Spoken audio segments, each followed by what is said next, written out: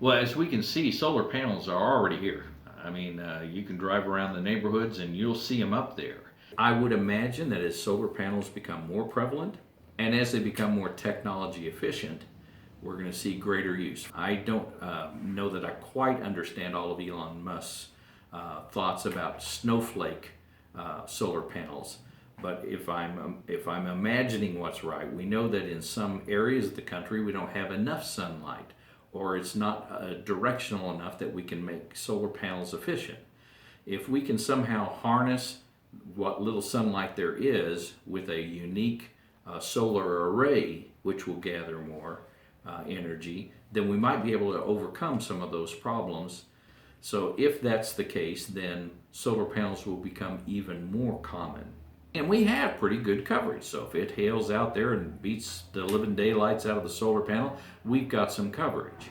But where we don't have any coverage is in a couple of areas.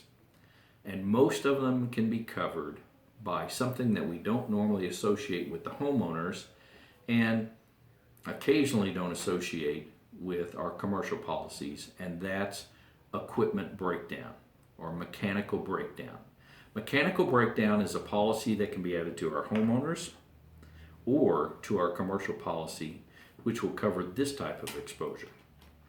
So let's say lightning doesn't strike the solar panel, but it strikes near it, and as a result of that, or back surge from power going off and the power grid coming back on and burning out things, we may have lost the use of those solar panels, and yet there wasn't any property damage there that's covered underneath our policy because it doesn't fit the definitions of property damage.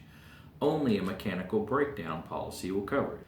If I had to guess, we're probably talking about maybe $50 a year for that type of coverage. On the commercial side, the same type of premise applies as well.